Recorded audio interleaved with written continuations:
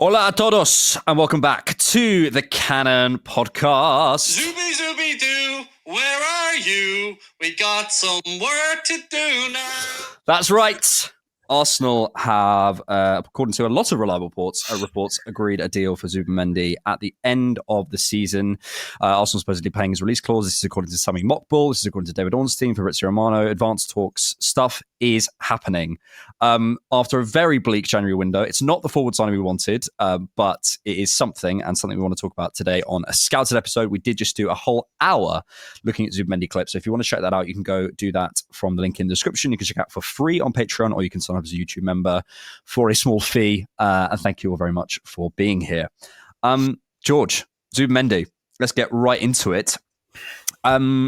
This is a player who's been in San Sebastian his whole life. It feels like we're trying to sign everyone from Real Sociedad, so it only makes sense.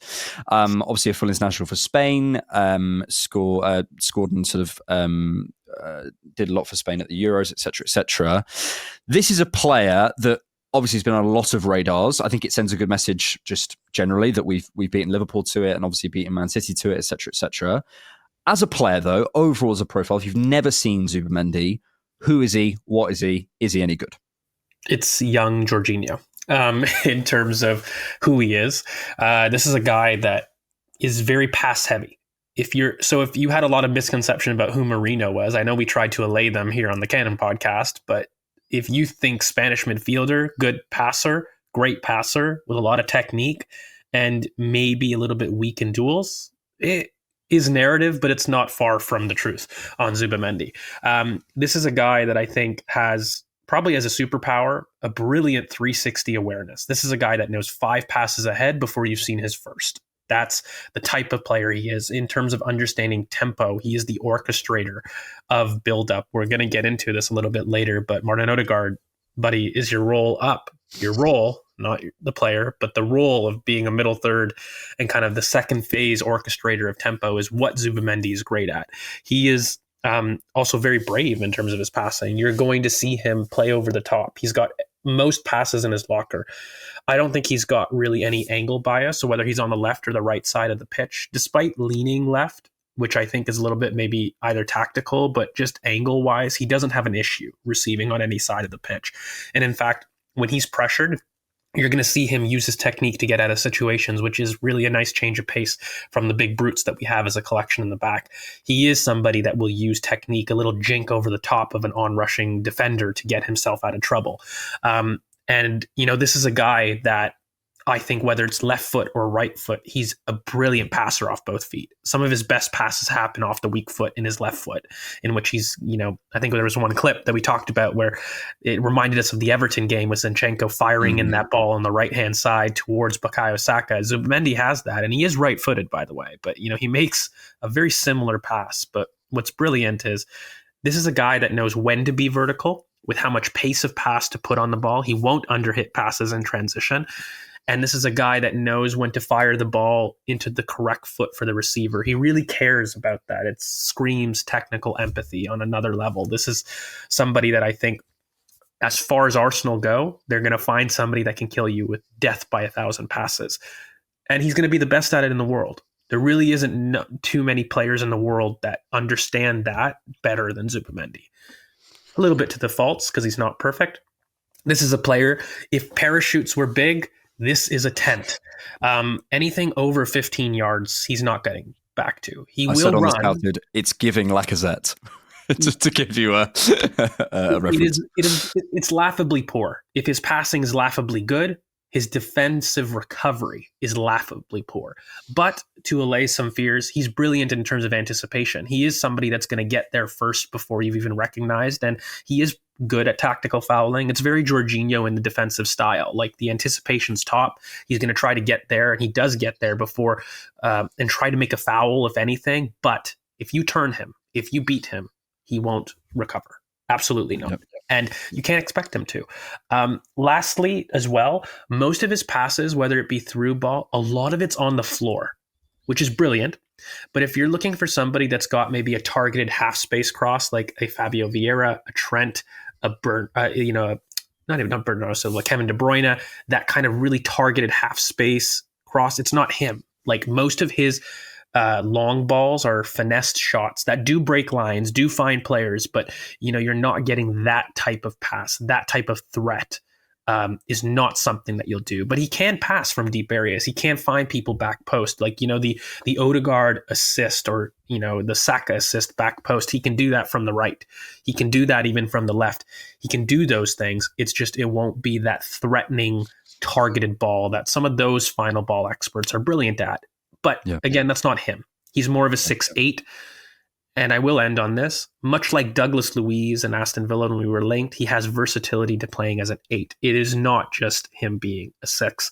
You're going to see him in higher areas. You're going to see him, by the way, with very intelligent, creative passes in higher areas that can hit zone 14 and central areas. So all in all, a flawed but brilliant player and probably the best player in the world at what he does. But there's going to be Zubimendi games just like there was Jorginho games. And we need to know and be aware of that going into the deal. Yeah, we want to come on to the stats, we want to come on to the tactics board. We want to definitely come on to what this might mean in terms of the knock-on effect. But I just want to add a couple of things. I think really from the scout, you've done a brilliant job of sort of outlining the profile. Just a couple of things. I think the positivity that he showed in the clips is really exciting. That the first time balls over the top, the feeling that his next pass is positive, I think is something we absolutely need in this team. Assists from deep. I made this point in the scouted, and I'd be interested in what people think in the comments. If you built an assist map for Arsenal where all of our assists come from, I bet there would be lots around the box and sort of the cutback sort of areas. Very few would be from deep sort of central areas, just by the centre circle, or maybe even just 15 yards back from the box. It feels like the last pass comes very close to the goal, and I think that would change as Zubimendi. I see a lot of his assists and a lot of his passes come from deep, which I think is really exciting. And finally, sort of types of passes. You sort of stressed it there with him maybe not having the sort of the Kevin De Bruyne type ball, but I think in terms of everything else, the fade, the chop, the ball over the top, the fired ball, he's got all that. I want to, maybe this is a sort of later thing because we want to come to questions as well, but I just think, as you said, he's a brilliant player for what he does. And in terms of the balance of the squad, he isn't perfect, but if we look at what we have with the Rices and the Mourinhos, these dual kings, I think it's really exciting for Mikel to be going for a profile, and it sounds like it was Mikel pushing this, going for a profile that is different, that isn't actually the perfect counter-pressing player, that isn't going to win every single duel, that is a bit more technical, that is a bit more, that can be paired with a Rice, and they kind of complement each other. As you said, it's not every game is going to be for him, but that's kind of not what we need. I think that's really exciting, and as I said, as a message as well as a transfer, I think it's really nice, especially with Jorginho and Partey, probably certainly one of them moving on in the summer. Let's come on to the data. If you are a stats don't mean anything, use your eyes guy, you will enjoy this, and I'll sort of cycle through. Because he doesn't really jump off the screen in terms of, I'll tell you what is jumping off the screen, FBref advertising to me. But yeah, he doesn't really jump off the screen in terms of the numbers as they come up here. This is a guy that I think we said at the top, he's not obviously a sort of a De Bruyne or a Dani Olmo where you're going, oh wow, it's impressive, here's an amazing action. He's someone I think you need to watch across 90 minutes. And the one thing that I would say, if you watch him against England in the Euros final, you will see everything that he's about. Obviously the passing numbers are pretty good, but yeah, in terms of the data, anything jumping off the screen to you. But I do think this is a player that if I could advise anyone, you could look at the data and say don't want him, fair enough, but I would advise you to go and watch a full 90. Well, I think ultimately, like what you're looking at, a lot of the passes, they're brilliant. It's just the things that aren't brilliant are things that he's not asked to do. Like, I mean, switches, through balls. He doesn't attempt them, but when he does attempt them, they're brilliant and they're game breaking and they're assist making. Like if you look at all of his assists, they're all through balls. So this is where a case where stats are very misleading in terms of the type of player that he is. He is somebody that sets the tempo of a team, right? And he's somebody that can find passes. He's not made as an 8. He's very much the lone anchor at Sociedad, so you're not going to see him in higher areas. But when he does get to those higher areas, very consistently, he's able to provide a game-breaking pass. And so you're asking yourself, is this a style question? I think it is. I mean, you're looking at the possession. This is a guy that's very touch-heavy. This is a guy that can absolutely take on people. He can dribble quite well, but he can't dribble beyond, I'd say, 15 yards. Again, this is for me a baby Jorginho in terms of the type of player that you're getting. And Jorginho is a very specific type of midfielder, and there's going to be very specific type of games for him. And I think when you look at it under the context of Zinchenko's leaving, Jorginho's leaving, we know Partey's leaving, Lukunga's leaving, you've got 4 deep midfielders that are leaving the club this summer. You need one that's got legs, and you need one that understands tempo. And this is probably one of the players best in the world at understanding tempo. I would say that the aerial duels is going to be one of the more surprising things, because again, this is not a small player. This is somebody, I mean, you're going to quote me, is he 5'11", but like, he does win his duels aerially. But again, this also seems to be quite a bit of Sociedad's tactics, because we saw the same with Mikel Merino, who objectively is very good at aerial duels. He's like the best in Europe at it. But I think as a team, Sociedad defend a little bit more in the air than they do on the ground. And they force teams to go long, which is why some of these statistics you might see jump at you. Yeah, the aerial numbers look really good. Yeah, look, you could build a case statistically that you don't want the player, and that's completely fair. And there will be people in the comments going, don't like him because of the numbers. It's fair. It's valid, but I think this is a player you have to watch over 90 minutes and give football reasons, not data reasons, why you don't want that player, and I think that's only fair. Let's move forward to a discussion. Obviously the first thinking, I see the news this morning, and I go, because we were going to do Bradley Barcola, so I was like, first thing I was like, right, me and George are going to got to do a different scouted. And then I started thinking about Declan Rice, and I started to think about Mikel in terms of the idea of wanting those passes. I think I mentioned this on the main pod.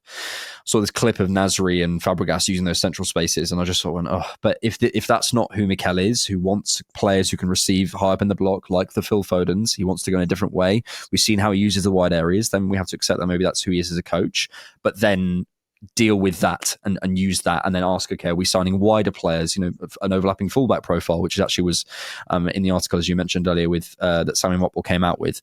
We need more of a bully of a centre forward. We need different sort of types of players if we're not going to use the centre as much as we maybe would like to for our eyes. The knock-on effect, though, of this player, I can see this working with Rice. But as you mentioned earlier, maybe you want to get up the tactics board now. I don't see how this works with Ødegaard. Certainly not in his current role.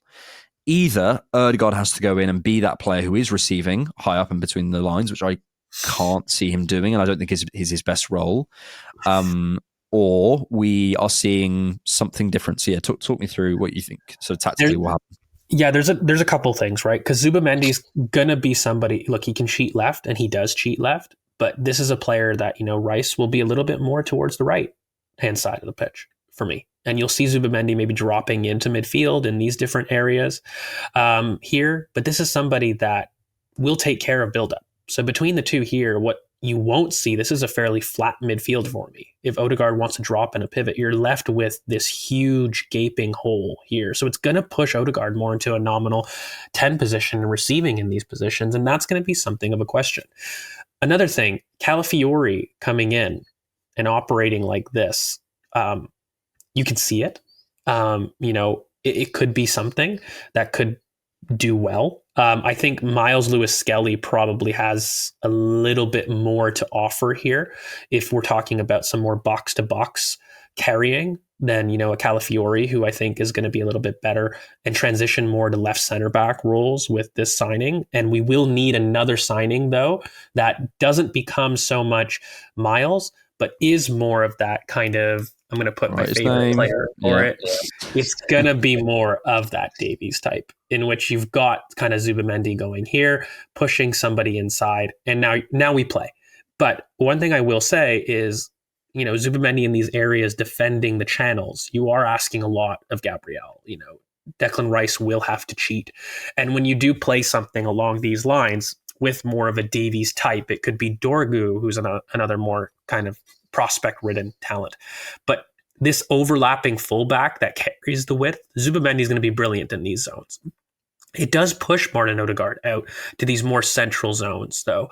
And the impact of this means, Martinelli is going to be very much in favor on paper, getting this type of fullback in. If we just do who we have here, it still means that, Calafiori will be more of an overlapper than he will be on the inside, because Zubimendi won't overlap like Marino. Marino has more legs to do that. Zubimendi will stay.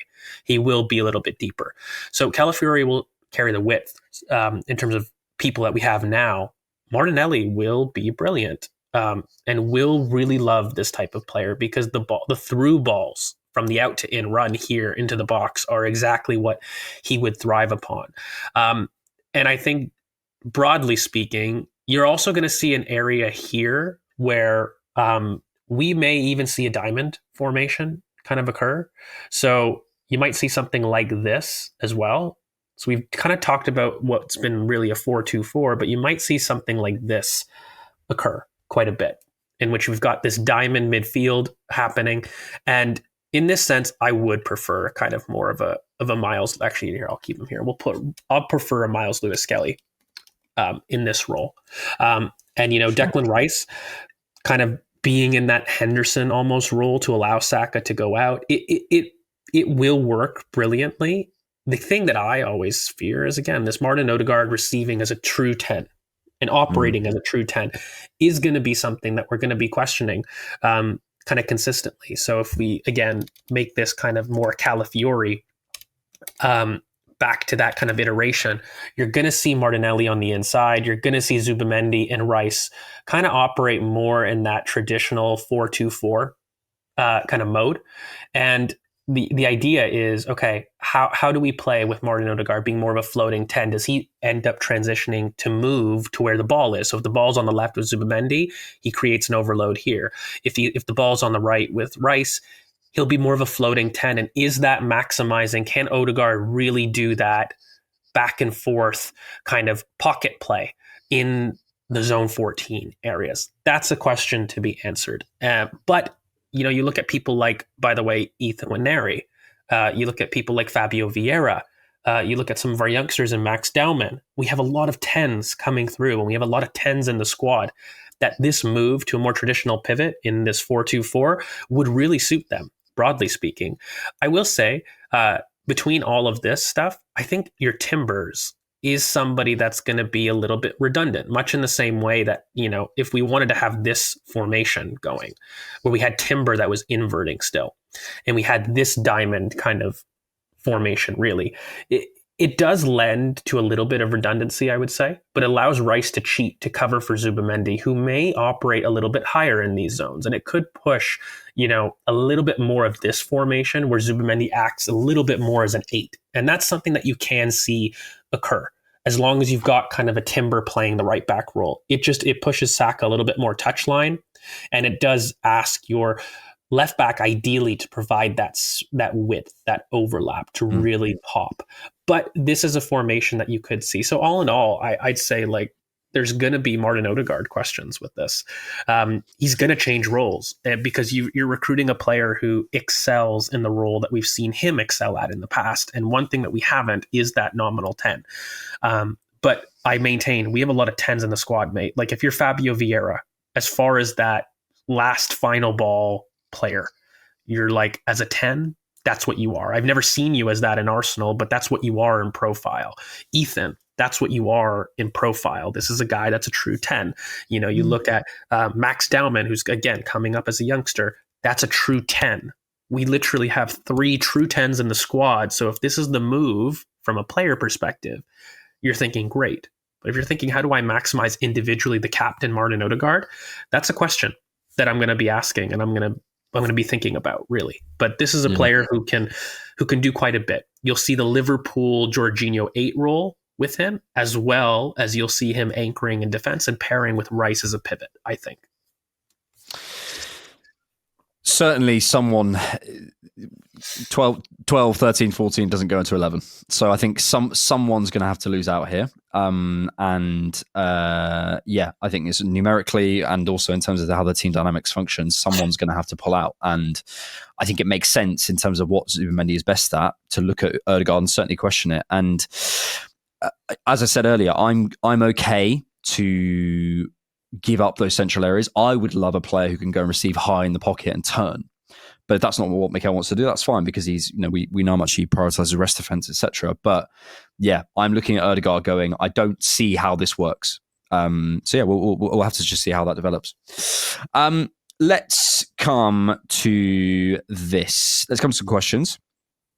Let's come to one on X first from Yogi Bear _AFC, who says, if we paid his release clause, what effect would that have on other available targets with release clauses? Payments and installments help with PSR.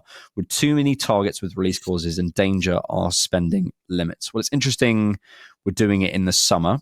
So I think obviously that changes the sort of the window in which we're doing things. I think we're not out of the Rice window yet, are we? We've still got another year for 3 years.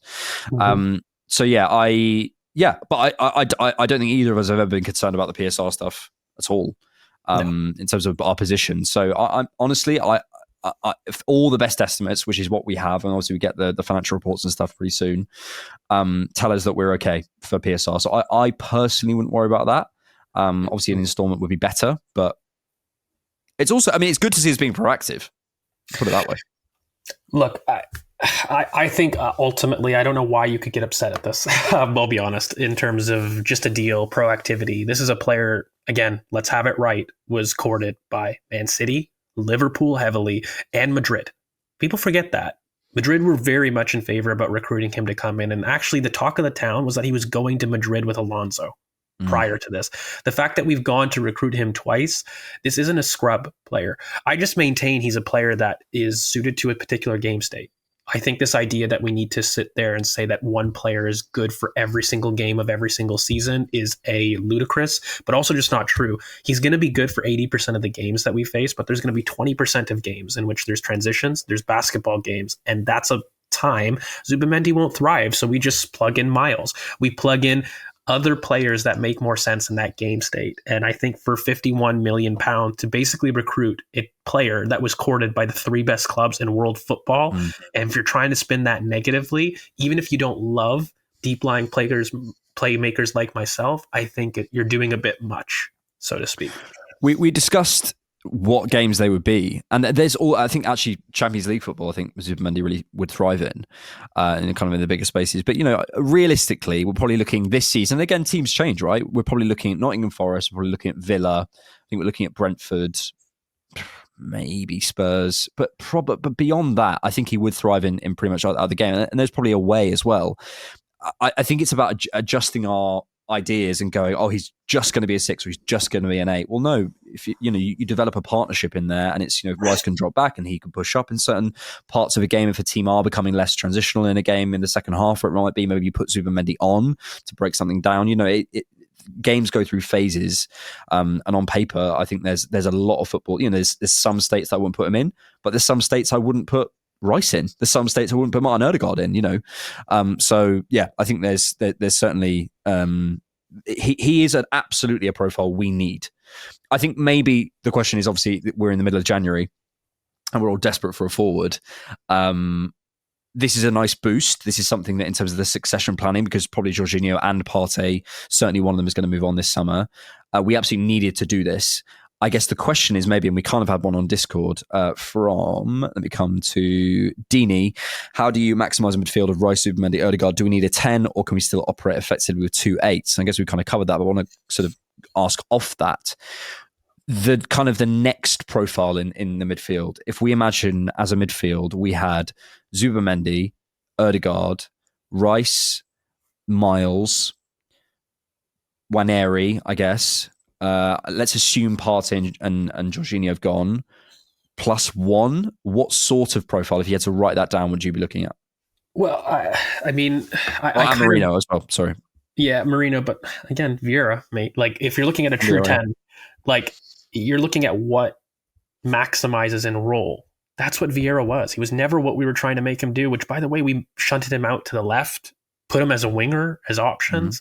Like, tried to do the Ødegaard role, which is a middle third operator, even though this is a guy with the best final ball in the squad. Like, you were saying it there. The only thing that he doesn't have is a final ball. I'm sorry. Like, Vieira is that. Like, you're looking for your Trent, your De Bruyne. That's the profile. Now, if you don't want that and you want to replace that, okay, that's another conversation. You sell and you replace it with the same profile. But I think the Vieira is one I need. And I also need another one with legs. I think as far as the deep midfielders go, if I have Rice, Marino, Zubimendi, and Miles Lewis-Skelly, I need one more. Yeah. Well, not one more. 4 is great for 2 deep midfielders, but eventually Marino's 29. I would like Marino to be exchanged for a young Partey, essentially, so that you've got your Jorginho replacement, and now we need our Partey replacement. I don't think we need it all this summer. We can wait till 2026 as a bridge, but 100% the midfield wouldn't be done. You've lost 2 major, completely different profile players. Don't expect Zubimendi to be Partey, and don't expect the club not to recruit a Partey broadly, is what I'd say.